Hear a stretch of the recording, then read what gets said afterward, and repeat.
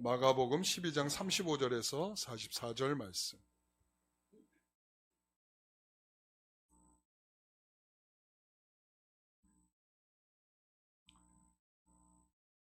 마가복음 12장 35절에서 44절 말씀입니다. 제가 읽겠습니다. 예수께서 성전에서 가르치실새 대답하여 이르시되 어찌하여 서기관들이 그리스도를 다윗의 자손이라 하느냐. 다윗이 성령에 감동되어 친히 말하되 주께서 내 주께 이르시되 내가 내 원수를 내 발 아래에 둘 때까지 내 우편에 앉았으라 하셨도다 하였느니라.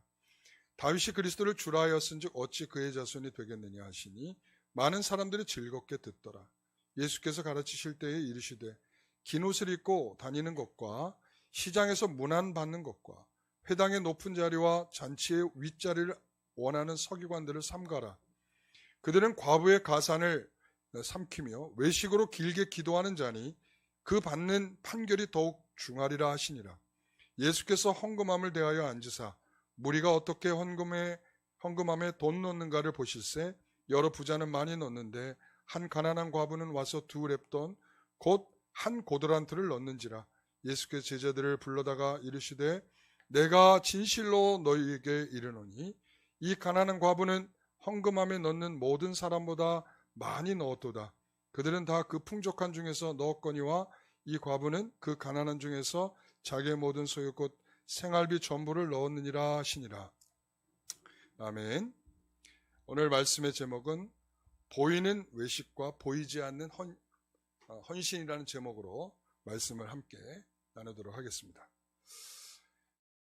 예수님은 어떤 이유로 이 세상에 오셨을까요? 어떤 이유로 예수님께서 오셨다고 생각하십니까? 네. 그래요. 그렇죠. 그거죠. 그런데 많은 사람들이 이런 생각을 해요. 내 인생에 찬란한 빛을 주기 위해서 예수님께서 오시지 않았는가, 이런 생각을 한단 말이죠. 그래서 저는 우리 성도들에게 다시 한번 묻고 싶은 게 그런 거예요. 정말 예수님께서 왜 오셨습니까? 라고 묻는다면 저는 이렇게 말해야 된다고 생각해요. 우리의 죄의 문제를 해결하기 위해서 오셨다. 그래서 그 죄의 문제를 해결하고 우리를 구원하기 위해서 예수님께서 오셨다. 여러분, 목적이 분명합니다. 그래서 어떤 사람들에게 있어서는 우리는 참으로 그런 생각을 놓치게 돼요. 오늘 그 생각을 놓치는 대표적인 사람들이 누구인가 하면 이 종교 지도자들이에요. 유대교에 있는 종교 지도들. 성전에서 성전을 섬기고 있는 사람들. 성전에서 하나님에 대한 말씀을 연구하면서 말씀을 깊이 묵상하며 가르치고 있는 사람들이 그들에게 있어서는 그런 마음밖에 갖고 있지 않았어요.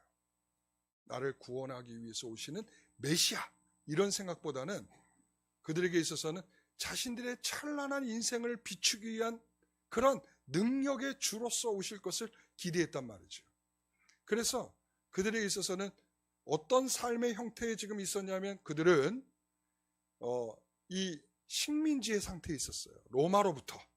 그래서 로마로부터 우리가 정치적인 해방, 이 정치적으로 해방되는 것, 이게 바로 메시아가 오시면 우리에게 주실 그런 능력의 일이다, 이렇게 생각했단 말이죠. 여러분, 과연 그렇습니까? 예수님이 이렇게 얘기하시죠. 나는 의인을 부르러 온 것이 아니라, 그렇죠, 죄인을 부르러 왔다, 이렇게 말씀하셨고, 그리고 또한 이 현실에 빛나게 하려는 목적보다 로마서에 보면은 유대인의 죄, 이방인의 죄, 이런 무능한 인간의 죄를 위해서 예수님께서 오셨다, 이렇게 말씀을 하고 있단 말이죠.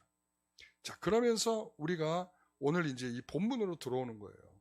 그래서 예수님이 성전에서 이렇게 가르치십니다. 자, 35절에서 37절까지 말씀을 같이 한번 읽어보겠습니다.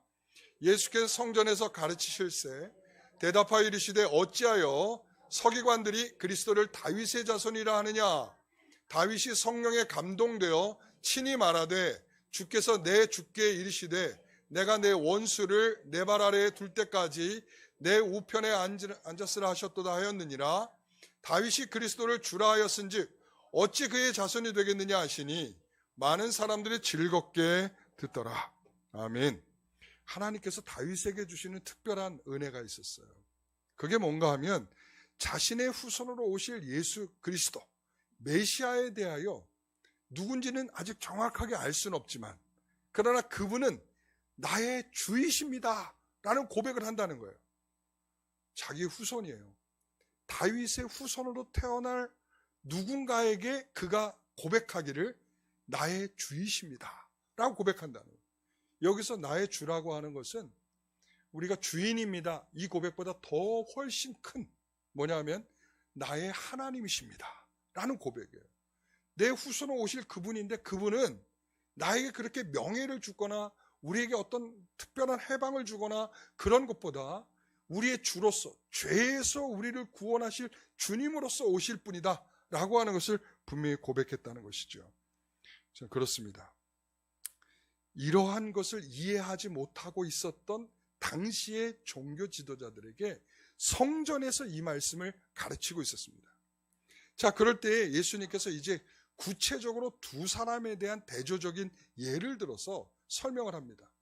한 사람은 뭐냐면 거룩한 성전에서 어울리지 않는 종교 지도자들, 그 대표로서 서기관이라고 되어 있고요. 그리고 타락한 성전에 어울리지 않는 행동을 하고 있는 한 여인을 예를 들어서 서로 대조해서 설명을 하고 있습니다. 근데 이 둘은 서로 비교 대상이 될 수가 없어요. 왜 그럴까요? 신분적으로 보면 그렇습니다. 존경을 받는 대상인 서기관이지만 그러나 멸시와 천대를 받는 대상이 누굽니까? 과부죠. 혹시 과부란 말을 듣기 싫어하시는 분들이 있을 수 있어서 제가 영어로 좀 쓰겠습니다. widow. 네?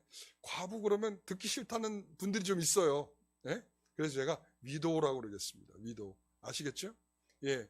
자, 이 widow는 당시에 어떠한 가장 천대받고 가장 연약하고 가장 불쌍하고 가장 모든 사람들의 그 도움을 받아야 할 만한 그런 위치에 있던 사람들이 누구냐면 바로 이 위도우였어요. 그러니까 신분적으로 지금 비교가 됩니까? 안 되죠. 그런데 지금 주님께서 무엇을 비교하겠다고 말씀하는 걸까요? 하나님에 대한 태도를 비교하시겠다는 겁니다. 하나님에 대한 태도. 그러니까 이 종교 지도자들이었던 서기관들이 가지고 있는 하나님에 대한 태도, 그리고 또한 여기 이 여인의 이 헌신적인 태도, 이 두 태도를 비교해서 주님께서 말씀하고자 하는 것을 말씀하려고 하는 그러한 의미를 갖고 있다, 이런 말이죠. 자, 그래서 우리가 첫 번째로는 누굽니까? 종교 지도자들이죠. 과부의 가산을 삼키는 서기관. 이렇게, 자, 땡땡 다음에 뭐가 있어요? 같이 읽어봅니다. 보이는 외식, 그리고 자기 자랑, 그리고 탐욕. 자, 과부의 가산을 삼키는 이라고 하는 서기관들의 특징은 바로 이런 것으로 대변할 수 있어요. 사람에게 보이려고 하고 자기 자랑을 하고, 그리고 그 사람 마음 깊숙한 곳에는 탐욕스러운 마음이 가득한데 겉으로는 이 위선적인 행동을 하고 있다, 이런 말이죠. 자, 그래서 38절에서 40절까지 다시 한번 이러한 의미를 가지고 읽어보겠습니다. 자, 예수께서 가르치실 때에 이르시되 긴 옷을 입고 다니는 것과 시장에서 문안받는 것과 회당의 높은 자리와 잔치의 윗자리를 원하는 서기관들을 삼가라. 그들은 과부의 가산을 삼키며 외식으로 길게 기도하는 자니 그 받는 판결이 더욱 중하리라 하시니라. 여러분, 쫙 읽으니까 어때요? 느낌이 와요, 안 와요? 와요, 안 와요? 오죠. 자, 이들의 모습을 보면 철저히 보이려고 하는 신앙을 갖고 있어요. 그 대표적인 게 뭐예요? 옷을 길게 늘어뜨려 입는다는 거예요. 자, 그래서 이들의 모습 속에는 이 어떤 모습이 있는, 이 옷을 길게 늘어뜨린다는 것은 자신의 경건과 비례를 해. 그래서 내가 경건하다라고 하는 특징은 뭐냐면 옷을 길게 입는 거예요. 네. 이거 정말 세상에 엄청나게 길게 입은 사람도 있었대요. 이런 사람은 자기가 얼마나 경건한 사람인지 거룩한 사람인지 이것을 무엇으로 보여주는 거야? 옷을 통해서 보여주는 거, 옷을 통해서. 그리고 다른 사람들이 보고 있으면 기도를 어떻게 해요? 길게 하는 거야. 나는 너와 다르다. 난 너보다 더 경건하다. 난 너보다 기도 많이 한다. 이걸 통해서 자신을 뭐 하는 거야? 과신하고, 이런 것에서 기도가 뭡니까? 하나님과의 관계를 더욱 돈독하게 하는 것이고, 하나님의 어떠하심을 알고 그 앞에 고개를 숙이고 기도하는 거 아니겠습니까? 그런데 이러한 내용들은 다 잃어버리고 사람들한테 자신을 과시하려는 목적으로 기도를 자랑한단 말이죠. 여러분, 서기관들의 책임은 뭐예요? 서기관들의 책임은 올바른 예배를 드릴 수 있도록 돕는 역할을 하는 거예요. 그리고 또한 하나님의 율법의 말씀을 옳게 가르쳐서 사람들이 그 율법의 정신과 마음을 가지고 살아갈 수 있는 것을 돕는 역할을 누가 하는 겁니까? 이 서기관들이 하는 거죠. 그리고 하나님의 사랑이 어떠한 것인지, 이웃을 사랑하는 것이 어떤 것인지, 이러한 실천의 문제들을 가르쳐서 온 성도들이 하나님을 사랑하고 이웃을 사랑하는 마음으로 살아가도록 그들을 부추겨내는 일을 해야 하는 것이 서기관의 역할이었어요. 그런데 지금 여기서 읽은 내용에서 그 의미들을 볼 수 있겠습니까? 볼 수 있어요, 없어요? 하나도 없죠. 하나도 없죠. 너무 안타깝죠. 이 종교적으로 보든 윤리적으로 보든 뭘로 보든 이들의 모습 속에서, 이 서기관들의 모습 속에서는 정말 그들이 해야 할 본분을 감당하고 있는 모습으로는 보이지가 않는다. 이렇게 얘기할 수 있죠. 그러니까 그러면 이 서기관들은 과연 이것을 통해서 무엇을 얻고자 하고 있는 것입니까? 여러분, 이 종교 지도자들이란 말이에요. 그러니까 자기들이 가지고 있는 기득권을 더 곤고히 하고 더 세워가고, 그렇죠? 그리고 그 자신들의 기득권을 더 확장시키기 위한 것으로 지금 하나님께 예배드리고 율법을 가르치고 하는 것을 그런 용도로 쓰고 있단 말이에요. 정말 너무 안타깝죠. 이들의 잔혹성은 어디에서 나타나냐면 40절에 나타나는 거예요. 뭐라고 합니까? 자, 이 위도우의 가산을 삼킨다, 이렇게 말하고 있어요. 예, 여러분, 자, 위도우의 가산을 삼킨다는 게 뭐겠어요? 이들은 말이죠, 이들의 모습 속에는 정말 어떤 것 하나도 제대로 된 모습을 갖고 있는 게 없어요. 이 잔혹함은 뭐냐면 가장 도움을 받아야 될 이 위도우들에게 어떻게 하고 있냐면, 제가 도와줄게요. 그러고서는 도와는 줘요. 근데 도와주는데 그 도와주면서 내가 도와줬으니까 나한테 코미션 주세요. 나 얼마 떼주셔야 돼. 3, 40%씩 떼가는 거야. 네? 이거 말이나 되는 일입니까? 더 도와줘도 시원찮은데, 더 도와줘도 사랑을 받기에 충분하지 못한데, 거기에서 그들이 가져야 될 몫을 떼가는 것까지 한다, 이런 말이죠. 정말 이 사람들은 눈물도 피도 없는 그런 사람들이죠. 그러니까 이 성전이라고 하는, 여러분, 성전이 어떤 곳이에요? 성전은 거룩한 곳이고 하나님이 함께 하시는 곳이고 하나님의 말씀이 역사하는 곳이고 하나님께 예배하는 곳이란 말이죠. 그런데 이런 것과 어울립니까? 안 어울립니까? 안 어울리죠. 안 어울리죠. 그러니까 여기에서 보게 되면 이 예수님께서 앞전에 말씀하셨던 그 성전을 뭘로 만든다? 예? 뭘로 만들어요? 강도의 소굴로 만든다. 강도의 소굴로 만든다. 그러니까 여기에서 강도들이 판을 치고 있는 그런 장소로서 어디가 되고 있다는 거예요? 성전이. 여러분, 너무 안타깝지 않으세요? 여러분, 이게 오늘날에는 어떨까요? 오늘날에는 이런 모습이 없을까요? 교회로서의 순수함들이 별로 없다는 것을 우리가 느끼게 되잖아요. 아까 그랬죠. 예수님이 왜 오셨다고 그랬어요? 죄의 문제를 위해서 오셨다고 하셨어요. 우리가 십자가를 왜 걸었어요? 예? 다른 건물에는 없는데 왜 교회에는 십자가를 걸었을까요? 주님의 십자가의 마음과 십자가의 정신으로 살아가겠다라고 하는 헌신적 표현이죠. 난 이렇게 살겠습니다. 주님의 십자가의 삶을 살겠습니다 라는 것이죠. 그런데 어떻습니까? 교회 안에 그렇습니까? 저를 보면 그렇습니까? 여러분을 보면 그렇습니까? 교회에 오면 이 십자가의 정신이 너무 훌륭해서 감동되면서 거기에 나는 예수를 믿어야겠어요. 이렇게 됩니까? 저는 그런 부분이 너무 약하다고 생각해요. 교회에서 사람들을 너무 즐겁게 해주는데 목적을 두고 있어서요. 하나님께 예배하며 하나님께 영화로움을 드리는 공간이 아니라 이거 어떻게 보면 다 말이죠. 뭔 장사하는 것 같아, 장사. 자, 뭐라고 그래요? 자, 헌금을 많이 드리십시오. 그러면 뭐 합니다? 축복받습니다. 예? 당신 장사하잖아. 그러니까 장사하니까 더 많이 하나님께 드려. 그래야 복 받을 수 있어. 이렇게 말하는. 그럼 성도들이 뭐라고 그럴까요? 뭐라고 그러죠? 아멘 그러겠죠. 여러분, 아멘. 복 준다는데 아멘 안 하겠습니까? 예? 그런데 말이죠. 하나님께서 어디서 많이 드려야 복을 주겠다라고 하는 것이 나타납니까? 어느 성경에 그렇게 말을 하고 있죠? 어느 성경에 그렇게 얘기를 하고 있죠? 여러분, 나에게 복 주시는 이가 누구인지 여기에는 관심이 없어요. 그러니까 교회는 그분이 누구인지에 대한 관심을 가지고 그분이 누구인지에 대한 알기 위하여 애쓰고 힘써야 되는 곳인데도 불구하고 그렇지 못하고 있다는 거예요. 그러니까 그분이 때로는 나에게 내가 기도하는 것에 응답하실 수도 있고 하나님이 내가 기도하는 것에 거절하실 수 있는 분이다. 왜요? 그게 바로 하나님이시라는 거죠.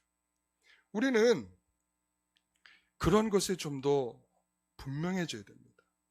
목사들은 그런 면에 종교 장사하지 않도록 그것에 말씀을 가지고 마치 무슨 장사하듯이 성도들은 반대로 거기에 또 부안해동하면서 거기에 그냥 즐거워서 나에게 복 준다 그러면 거기에 그냥 현혹되어서 거기에 그런 중심으로 살아가는 것. 이게 다 지금 여기 전자에 해당되는 것입니다. 보이는 것에 힘쓰고 있는 자들. 자, 그래서 저는 이렇게 표현하고 싶어요. 보이는 위선은, 자, 보여주세요. 보이는 위선은, 자, 같이 읽어봅니다. 사람에게 보이려고, 그리고 억지로 거짓 동기. 자, 이 세 가지. 자, 뭐라고요? 사람에게 보이려고, 그리고 억지로 거짓 동기. 여러분들 점검해 보세요. 내가 어떤 일을 하고 있을 때, 내가 오늘 이 예배를 드리고 있는 이 시간에도 내가 억지로 이 자리에 와 있다면 그거는 사람에게 보이려고 하는 것입니다. 위선입니다. 이 지금 종교 지도자들이 갖고 있었던 그런 태도입니다. 그리고 즐겁지 않게 하나님께 예배 드리고 있고, 그리고 즐겁지 않게 뭔가를 드리고 있다면, 억지로 하고 있다면, 여러분, 사람에게 보이려고 하고 있다면 그것은 여러분 다 어떤 것이 기다리고 있는가? 40절 이 부분만 같이 읽어봅니다. 그 받는 판결이 더욱 중하리라.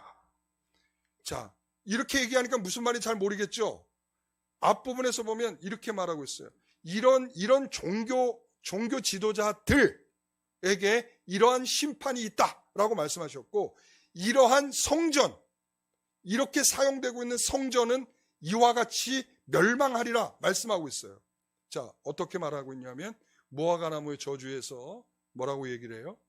자, 그렇죠. 영원토록 열매가 없다 이렇게 얘기하고, 그랬더니 나중에 베드로가 돌아오면서 딱 보니 그 다음날 딱 보니까 어떻게 돼 있어요? 말라 비틀어 뿌리채 뽑혀 있고 말라 비틀어 죽었더라. 이게 뭘 가리키는 거예요? 종교 지도자들을 가리키는 거예요. 그 다음에 13장 1절에 가면 뭐라고 나오죠? 이게 돌 위에 돌 하나가 남지 않는다. 이게 뭐에 대한 거예요? 성전에 대한 것이죠. 이렇게 거짓된, 부패된 이런 거짓된 성전은 하나님께서 어떻게 하신다는 거예요? 그렇죠.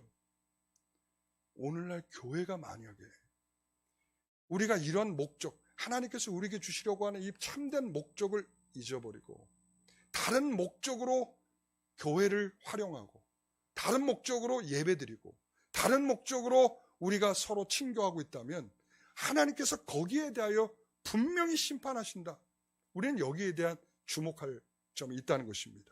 자, 두 번째는 생활비 전부를 드린 여인. 자, 뭐라고 돼 있어요? 보이지 않는 헌신이요 남김없이 드린 헌신이다.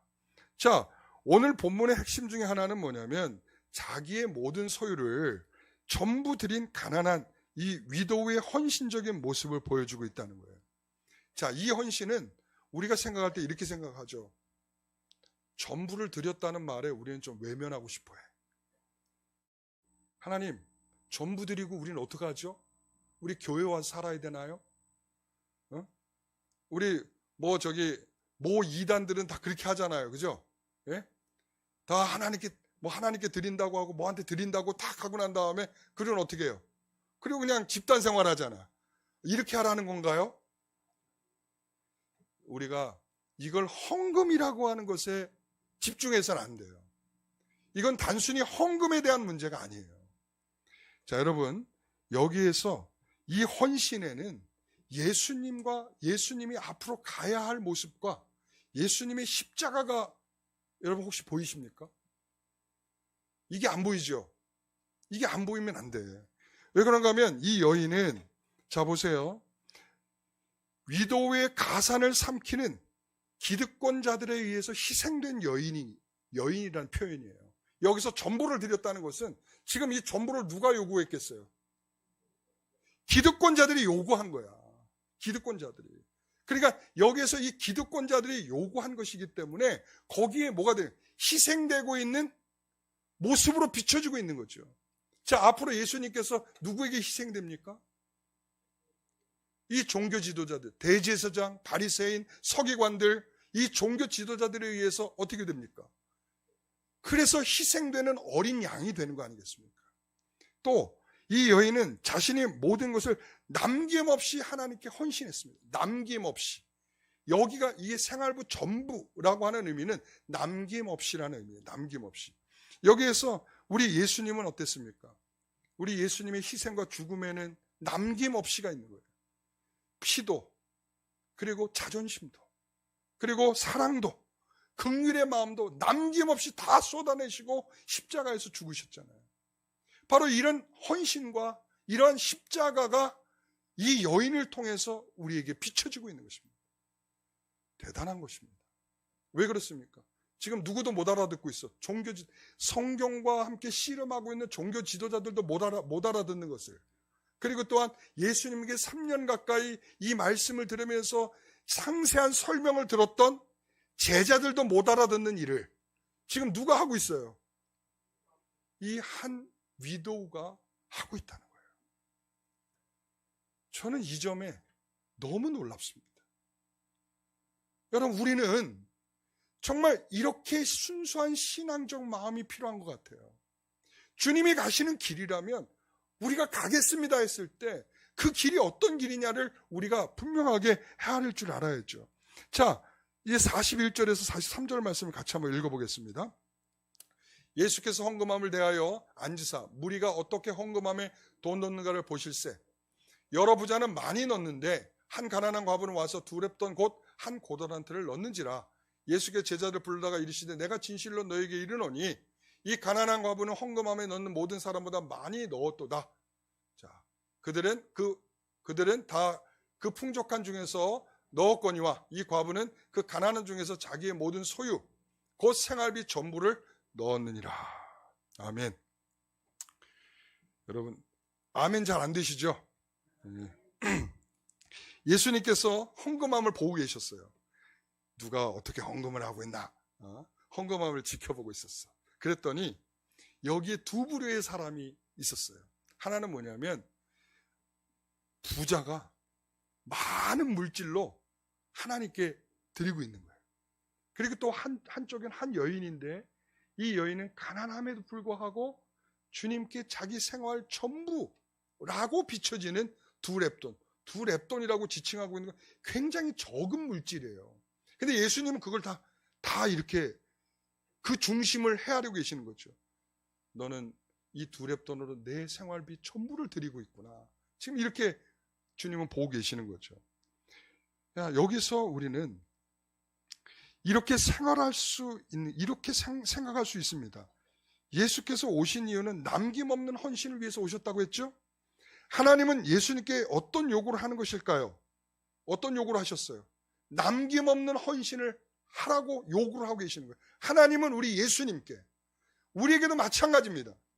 제자가 되라 라고 하는 것은 우리에게 남김없는 헌신을 하도록 요구하고 계시는 겁니다. 여러분, 그래서 저는 이 위도우의 헌신은 단순히 재물에 관한 문제가 아니다. 여러분, 이제 좀 마음 좀 놓이십니까? 이제 마음 좀 놓이세요? 재물에 대한 문제가 아니다. 예. 여러분 보십시오. 유대인들은 이렇게 생각했어요. 처음에 제가 시작할 때 그랬죠. 자, 이들은 이 메시아가 오면 누구에게만 주는 축복이 있다? 우리에게. 유대인인 우리에게만 주는 축복이 있다. 이렇게 생각을 한 거예요. 자, 여러분 생각해 보세요. 자, 이게 무슨 말인가 하면 이런 거예요.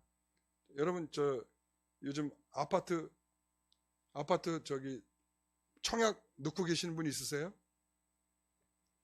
우리 성도들은 없군요. 다행입니다. 제가 예를 들어도 될 것 같아서. 자, 그러면 청약을 넣었어요. 청약을 넣고 우리가 뭐 하죠? 기도하죠. 하나님, 제가 청약을 넣었습니다. 꼭 이번에 청약이 꼭 되게 해 주십시오. 이렇게 기도를 할 겁니다. 근데 저는, 자, 그러면서 이제 청약이 됐다고 기뻐하겠죠. 이제 기도에 응답받았다. 하나님 감사합니다. 그런데 저는요, 이거 감사할 일 아니라고 생각해요. 이건 또 무슨 말인가? 왜 그런가 하면, 여러분, 우리가 뭘 위해 기도했어요? 아파트 당첨되기를 위해서 기도했어요. 자, 그러면 그 기도 속에는 다른 이면이 기다리고 있어요. 다른 이면은 뭘까요? 내가 붙으면 누군가는 떨어져야 돼. 이 기도 속에는 이런 면이 있다는 거예요. 이런 면이. 여러분, 우리 하나님께서 이런 면을 들어주실까? 저는 그렇게 생각하지 않습니다. 우리가 하나님, 저에게 뜻이 있으면 되게 해 주십시오 해야지, 하나님 안 됩니다, 절대 되게 해 주세요, 이러면 누군가는 밟아야 돼. 누군가는 밟아야 되고 누군가는 떨어져야 되는 거야. 우리 자녀가 우리 대학 시험을 준비하고 있습니다. 이 대학에 꼭 들어가야 됩니다. 하나님 꼭 붙여주십시오. 이것도 안 돼. 왜 그렇습니까? 누군가는 떨어져야 돼. 우리 하나님이 1등을 위해서 우리 예수님을 보내시지 않으셨다는 점을 기억하십시오. 유대인들은 우리가 1등이 되어야 된다라고 하는 것을 위해서 메시아가 온다라고 생각을 했지만, 우리 주님은 그런 목적으로 오시지 않았다는 것을 우리는 기억하셔야 됩니다. 여러분 생각해 보세요. 아파트 당첨이 됐어. 그런 경우는 항상 이런 일이 벌어질 수가 있어요. 아파트가 당첨이 됐어요. 근데 당첨이 된 것이 교회하고 가까운 조인데 교회하고 멀리 됐어. 그랬더니 무슨 말을 하냐면, 제가 있잖아요, 교회, 이 아파트가 이렇게 돼서 들어가고 난 다음부터는 교회 나오는 것이 좀 힘드네요. 제가 이제 새벽 예배도 못 하겠어요. 수요 예배도 못 나올 것 같아요. 금요 기도회도 못 나올 것 같아요. 그냥 주일만 나오겠습니다. 여러분, 하나님이 과연 이걸 원하실까요? 예? 우리 자녀가 원하는 대학에 합격했어요.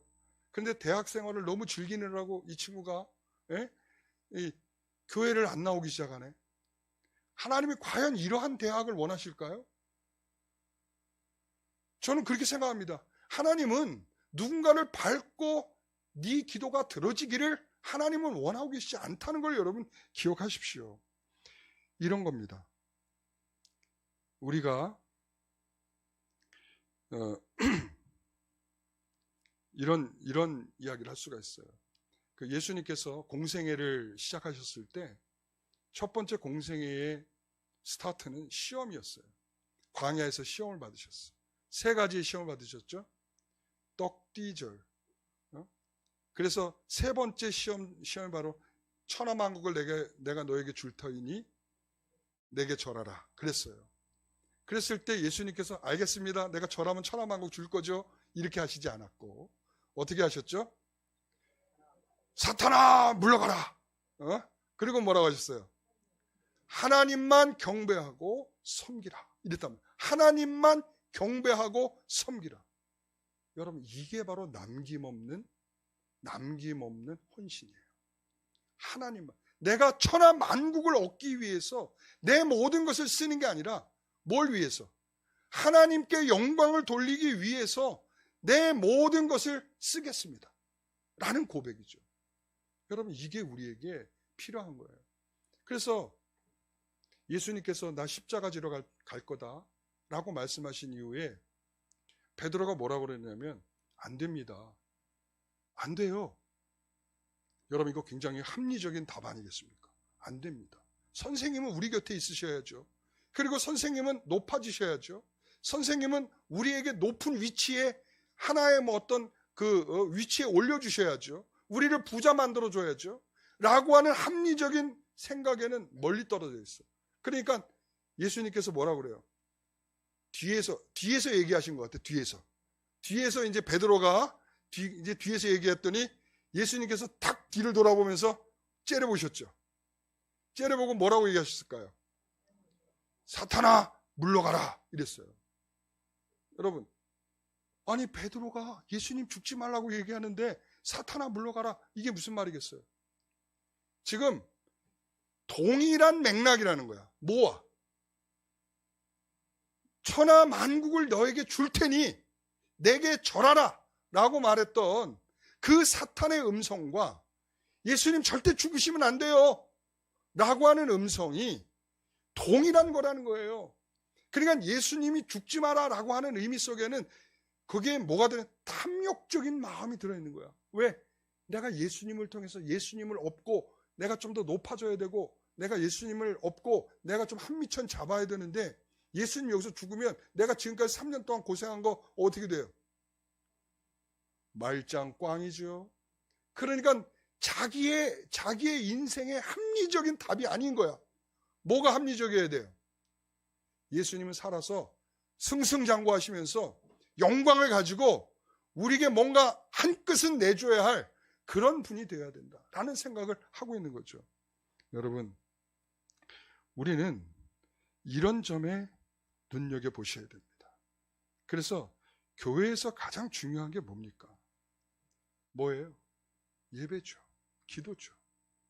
자, 우리가 이 종교 지도자로 대표되는 이 사람들, 바리새인과 세리의 기도에서 보게 되면, 이 바리새인은 뭐라고 기도해요? 내가 이 사람보다 더 낫고, 그리고 내가 이 사람보다 더 11조를 많이 드리고, 내가 이 사람보다 의롭고, 내가 이 사람보다 더 순종적입니다 를 자랑하죠. 이런 기도를 어떻게 했어요? 자, 쫙 손을 쫙 들고 사람들이 보란 듯이 그렇게 기도를 했단 말이죠. 하나님, 저 11조 많이 하죠? 할렐루야. 자, 하나님, 저 다른 사람보다 의롭죠? 할렐루야. 이렇게 기도했단 말이죠. 그런데 저 한 구덩이에서 하나님, 저는 죄인입니다. 저는 부끄럽습니다. 아무것도 내세울 게 없습니다. 이렇게 불쌍히 여겨달라고 기도하는 세리가 있었어요. 이것을 비유적으로 말씀하시면서 누구의 기도를 들으셨겠습니까? 세리의 기도죠. 여러분, 주님은 바로 이러한 사람을 칭찬하고 계시는 거예요. 이게 바로 남김없이라는 의미예요. 남김없이. 남김없다라고 하는 것은 이렇게 자기의 연약함을 주님 앞에 다 내어놓고 하나님은 진심으로 섬기는 내용이죠. 여러분, 이 여인은 사람들의 눈에 띄지 않는 신분, 위도우였고요. 경제적인 형편을 보면 가난한 여인이었고요. 헌금함에 넣는 돈의 양을 보면 2렙돈이었어요. 비교가 안 돼요. 누구와? 부자들과는 비교가 안 돼요. 그러나 그 많은 사람들, 부자들이 많은 헌금을 드리는 거, 하나님이 이걸 기뻐하지 않았다는 거예요. 뭘로? 사람에게 보이려고 하는 이것에 대해서, 그리고 다른 욕망과 다른 것들을 가지고 헌금을 드리고 있는 그들에 대해서는 기뻐하지 않으셨다. 지금 그 말을 하고 있는 거예요. 여러분, 우리는 사람의 눈에 띄지 않는 헌신을 하는 여인의 모습을 주목하면서 두 가지 아이러니를 느낍니다. 이 지금 어디에서 벌어지고 있는 일이에요, 이게? 성전에서죠.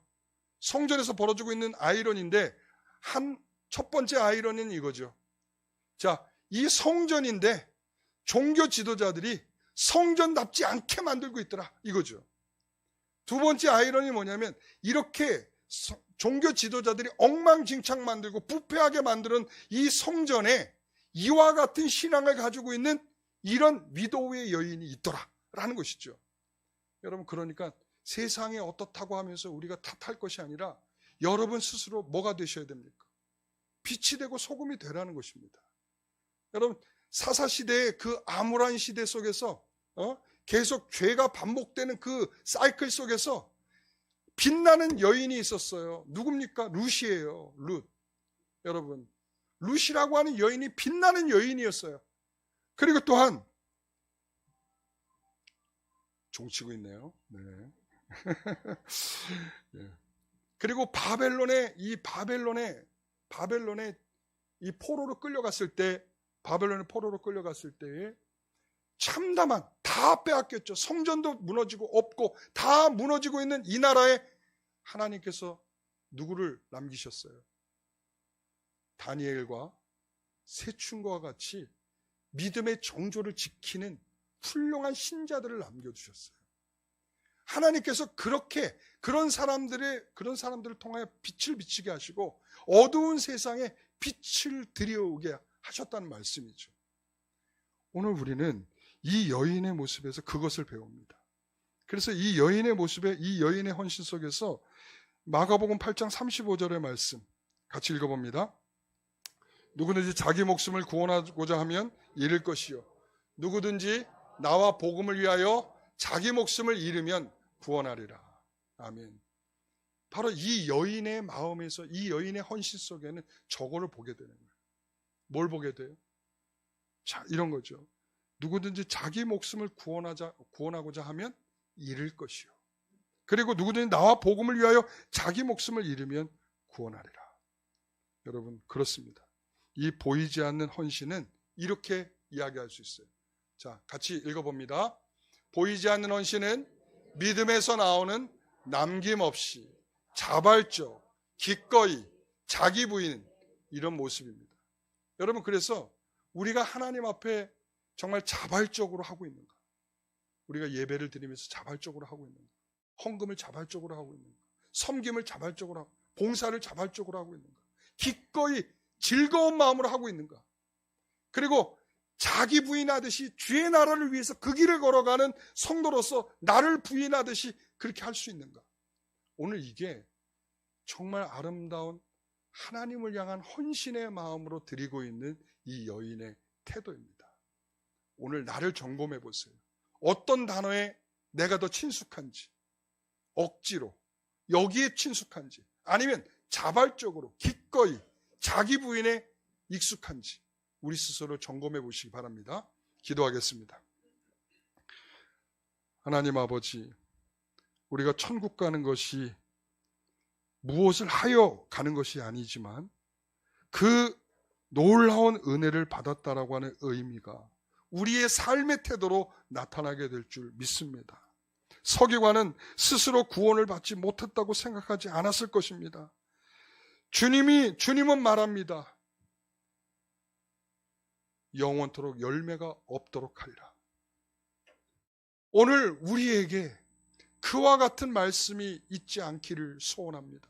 나는 구원받았다라고 말하지만 우리의 삶의 태도에서는 하나님을 향하여 어떠한 구원받은 성도로서의 아름다운 태도가 없다면 어찌 구원받았다라고 할 수 있겠습니까?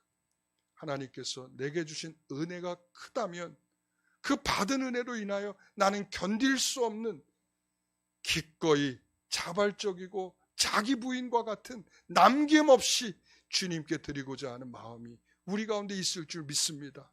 그러한 성도들이 되게 하옵소서. 그러한 목회자가 되게 하옵소서. 예수님의 이름으로 기도드리옵나이다. 아멘.